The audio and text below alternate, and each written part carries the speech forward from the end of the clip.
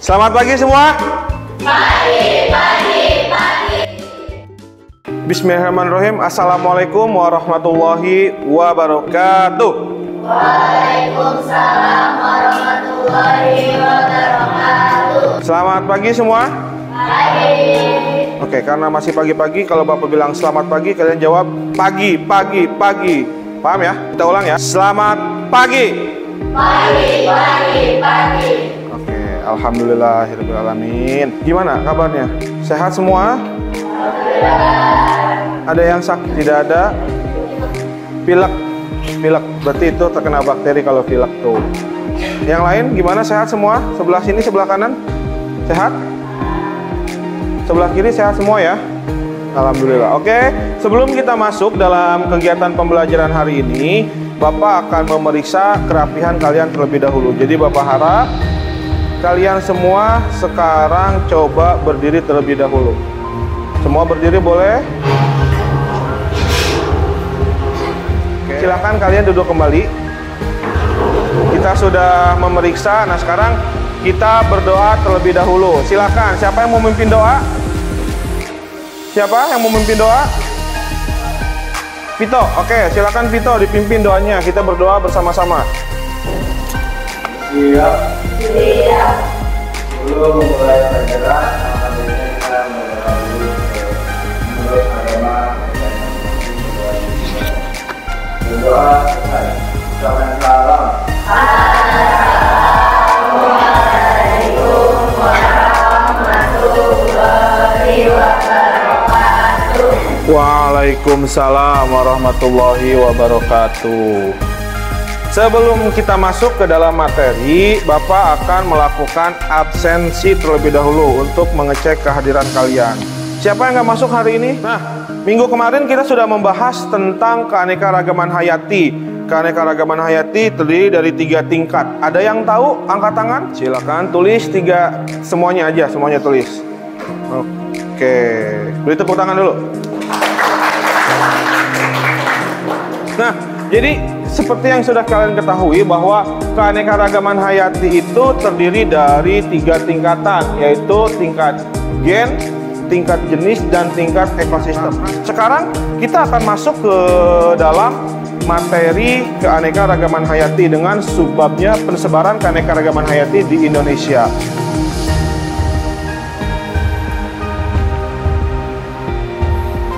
Ini ada kompetensi dasar, materi pembelajaran, serta indikator pencapaian kompetensinya. Untuk kompetensi dasarnya, menganalisis berbagai tingkat keanekaragaman hayati di Indonesia beserta ancaman dan pelestariannya. Kita hanya terfokus pada 3.4.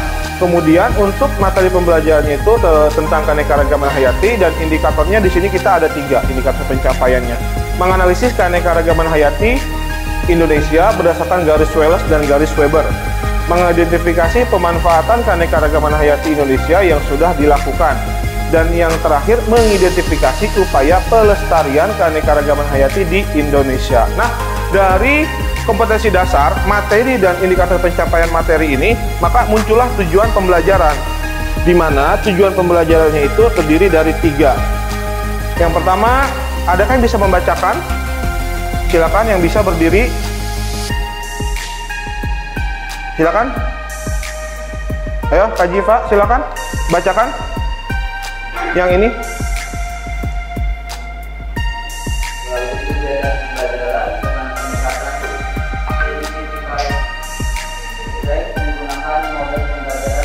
Nah, dari itu semua, maka di sini akan ada penilaian untuk mencapai suatu tujuan tadi. Bapak akan mengadakan penilaian, di mana penilaiannya ini terdiri dari 3, yaitu penilaian sikap, kemampuan, dan keterampilan. Ini sumber pembelajaran yang boleh kalian gunakan, atau mungkin ada sumber yang lain, silahkan gunakan oleh kalian apabila mungkin itu linear dengan pembelajaran kita hari ini.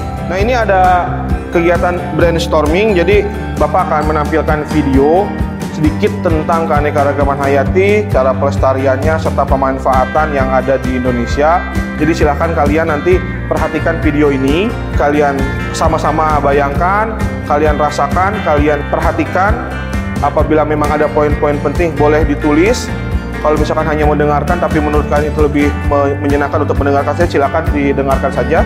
Jadi tolong sesama kita lakukan brainstorming terlebih dahulu dalam kegiatan pembelajaran ini. Nah, dari video tadi maka akan ada beberapa hal yang harus kalian kerjakan beserta teman kelompok kalian. Yang itu di sini kita mempunyai 4 orientasi masalah yang harus diselesaikan oleh kalian. Ada yang bisa membantu membacakan? Ya, nah ini adalah keempat masalah yang harus kalian selesaikan bersama dengan teman-teman kelompok kalian. Nah sekarang kalian duduk per kelompok. Ini sudah duduk per kelompok? Sudah.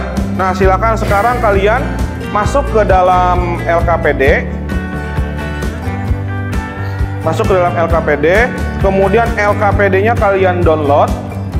Setelah kalian download, kalian kerjakan dan diskusikan bersama teman-teman kelompok kalian.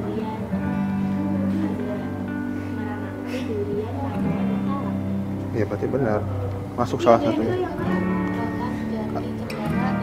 Malaysia itu bagian mana?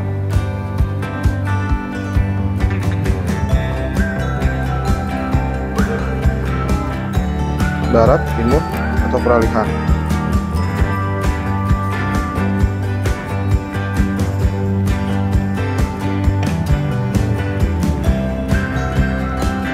Barat.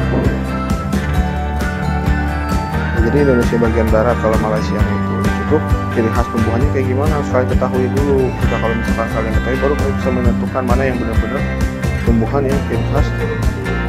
Iya, kalian tahu dulu nih ciri khas tumbuhan yang ada di Indonesia bagian barat itu seperti apa. Setelah kalian ketahui baru kalian bisa menentukan apakah dia tumbuhan yang berukuran besar, terus apakah tumbuhannya dia mempunyai duri-duri kayak gitu. Oke, ada pertanyaan dari teman kalian. Jadi teman kalian menanyakan bagaimana cara menentukan tumbuhan atau hewan yang ada di setiap pembagian daerah, baik Indonesia bagian barat, bagian timur, serta peralihan. Nah, jadi sebelum kalian menentukan hewan serta tumbuhan yang terdapat di 3 daerah tersebut atau 3 pembagian tersebut, kalian harus tahu terlebih dahulu ciri-ciri dari setiap flora dan fauna yang ada di bagian-bagian tersebut. Misalkan Indonesia bagian barat, ciri-ciri tumbuhannya seperti apa, terus ciri-ciri hewannya seperti apa untuk Indonesia bagian barat. Nah, terus untuk Indonesia bagian timur, ciri-ciri hewannya seperti apa, ciri-ciri tumbuhannya seperti apa. Nah, terus untuk Indonesia bagian peralihan, itu ciri-cirinya seperti apa antara tumbuhan serta hewannya. Nah, kalau kalian sudah mengetahui ciri-ciri dari setiap flora dan fauna yang ada di Indonesia bagian barat, bagian timur, serta bagian peralihan, baru kalian bisa menentukan, oh ternyata komodo ini habitatnya adanya di Indonesia bagian apa, terus harimau ini ternyata ada di Indonesia bagian apa, oh gajah ini ada di Indonesia bagian apa. Nah seperti itu, paham ya? Oke, ada pertanyaan lagi?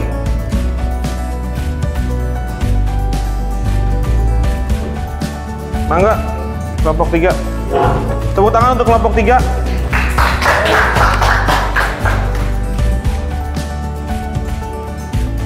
Assalamualaikum warahmatullahi wabarakatuh. Masih dari kelompok 3, di sini kami akan menjelaskan hasil diskusi kami terkait keanekaragaman hayati. Sebelum itu izinkan kami perkenalkan diri terlebih dahulu. Ada yang mau tanyakan? Oke, silakan. Kelompok 4, apa yang mau tanyakan? Silakan.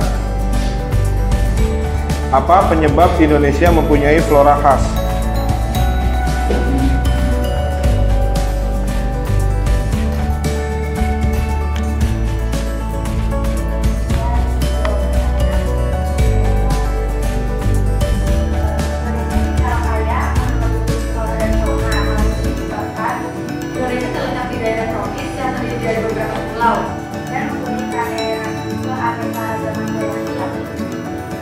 Gimana?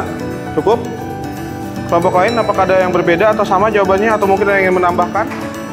Indonesia memiliki flora khas karena kita lihat dari segi iklim, kita ini merupakan daerah yang mempunyai iklim tropis serta mempunyai daerah pembagian dari 3 tempat yang berbeda, yaitu Indonesia bagian barat, Indonesia bagian timur, dan Indonesia bagian peralihan. Nah, itu semua merupakan salah satu faktor penentu kenapa ada beberapa hewan-hewan atau tumbuhan-tumbuhan yang mempunyai ciri khas. Nah, salah satu ini adalah peta pensebaran yang ada di Indonesia. Yang merah ini garis Wales, yang ini garis Wales. Nah, garis Wales kita lihat di sini persebaran daerahnya itu ada Pulau Sumatera, Pulau Jawa, sama Pulau Kalimantan. Nah, untuk yang ini Sulawesi, untuk yang bagian timur ya. Nah, untuk melihat atau membedakannya itu kita lihat dari segi ukurannya. Untuk Indonesia bagian barat, dia ini mempunyai binatang-binatang yang ukurannya cukup besar, seperti badak bertulang satu, banteng. Nah, itu adalah ciri-cirinya. Kemudian untuk yang Indonesia bagian timur, kita dapat melihat atau mengetahui dari warnanya.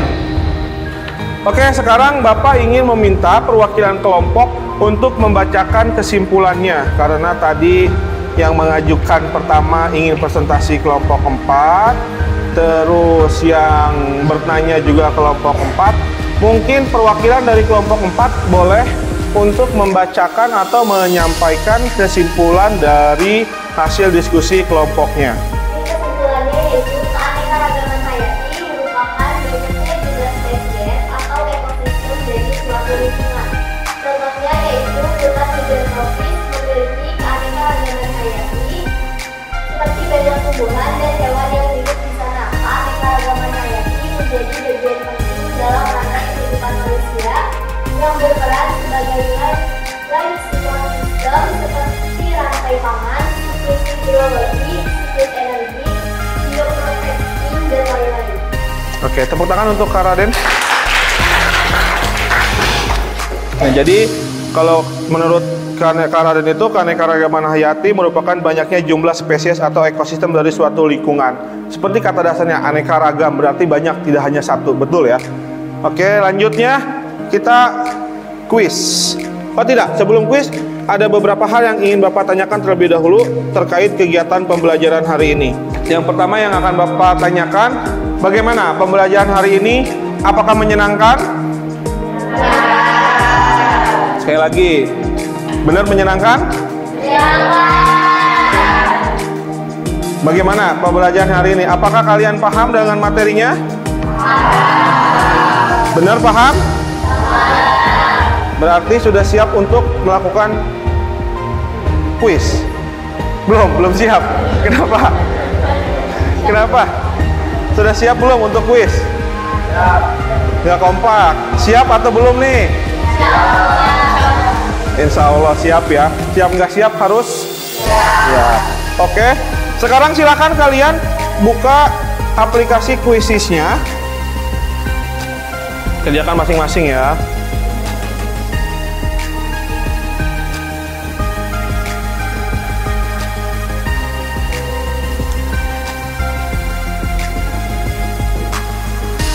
Aura, Hasna, dan Alfa. Tepuk tangan. Aifa, Hasna, sama Aura. Selamat ya yang berarti mendapatkan poin terbesar. Nah, jadi alhamdulillah rentetan materi atau rentetan kegiatan dalam pembelajaran hari ini tolong diperhatikan ke Bapak dong, jangan ke sana. Bapak yang ngomong. Jadi alhamdulillah kegiatan rentetan pada hari ini sudah kita selesaikan dari awal sampai dengan akhir. Kemudian untuk minggu depan kita akan melakukan ulangan harian terkait 2 subbab materi yang kemarin dengan yang sekarang, yaitu kemarin mengenai keanekaragaman hayati tingkat jenis, spesies, dan ekosistem, dan sekarang keanekaragaman hayati, pensebaran keanekaragaman hayati yang ada di Indonesia. Sampai sini ada pertanyaan? Tidak ada. Sebelum menutup kegiatan pembelajaran hari ini, alangkah baiknya kita berdoa terlebih dahulu. Silakan dipimpin untuk kegiatan berdoa. Siap.